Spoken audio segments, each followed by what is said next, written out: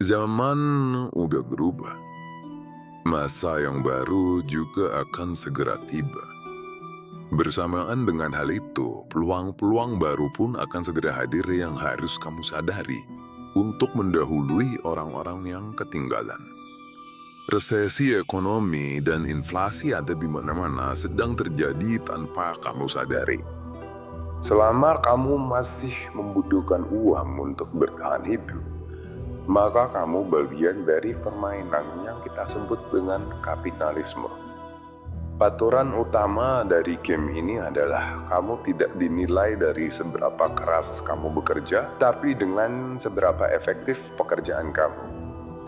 Di sini saya akan membahas tentang langkah-langkah yang harus kamu lakukan untuk mengungguli kelompok 99% orang di Indonesia dalam waktu yang singkat. Penting untuk diingat, menjadi kaya dengan cepat dan menjadi kaya dengan mudah itu dua hal yang berbeda. Kamu bisa menjadi kaya dalam waktu yang relatif singkat, tetapi jangan pernah berharap kalau perjalanannya itu akan terasa mudah.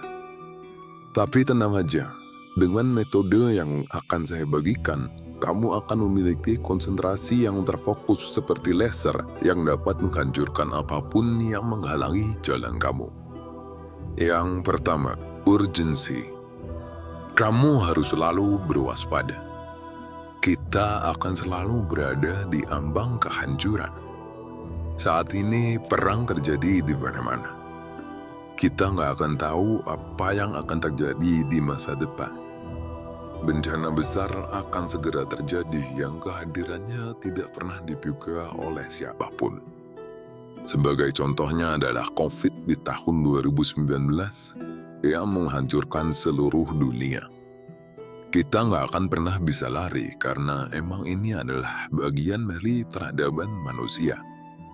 Saya tidak sedang berusaha untuk membuat kamu ketakutan, tetapi justru sebaliknya. Tugas kamu adalah bagaimana caranya supaya kamu tidak menjadi bagian dari kehancuran. Nggak ada lagi waktu buat kamu untuk berleha-leha. Jangan biarkan kedamaian palsu yang kamu rasakan saat ini membuat kamu lupa dengan tujuan utama hidup kamu. Satu-satunya opsi adalah dengan mengembangkan hidup kamu menjadi lebih baik lagi. Karena kalau kamu masih menjalani hidup yang sama dengan masa yang lalu, kamu akan selamanya ketinggalan. Langkah yang kedua, target. Walaupun kamu memiliki kapal yang memadai, tapi kamu nggak bisa asal-asalan menaungi lautan tanpa tujuan yang udah kamu tetapkan. Kesalahan yang sering dilakukan orang adalah menetapkan tujuan yang terlalu besar untuk dicapai. Jangan biarkan ego kamu membuat tujuan-tujuan besar yang akan berujung pada ekspektasi yang mengecewakan. Jangan salah paham dulu. Saya nggak bilang untuk kamu menghancurkan semua impian terbesar kamu. Tapi yang saya katakan adalah tetapkan target sespesifik mungkin. Semua orang pengen jadi kaya, tapi itu nggak berarti apa-apa. Berapa banyak yang pengen kamu hasilkan dalam sebulan? Berapa banyak yang harus kamu hasilkan dalam seminggu? Tulis sespesifik mungkin yang kamu bisa. Dan yang terpenting dari semuanya, kapan kamu ingin melakukan tujuan itu? Tetapkan deadline dari target yang sudah kamu rencanakan. Yang ketiga, go smooth. Terdapat dua emosi yang paling berpengaruh jika kita ingin mengkontrol orang lain. Yang pertama, kepuasan karena telah mendapatkan sesuatu, atau kekhawatiran akan kehilangan sesuatu. Kalau kalian sadar, kita selama ini selalu diberikan hiburan-hiburan berwujud entertainment.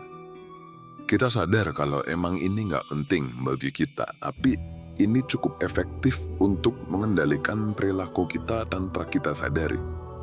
Kita akan melakukan apapun untuk mendapatkan hiburan seinstan mungkin.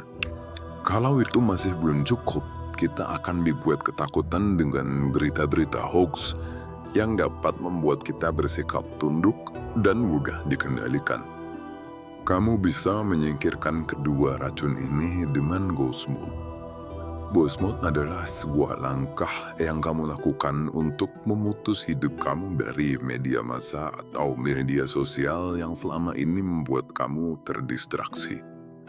Kita terlalu banyak menghabiskan energi mental kita pada hal-hal sepele yang gak bermakna.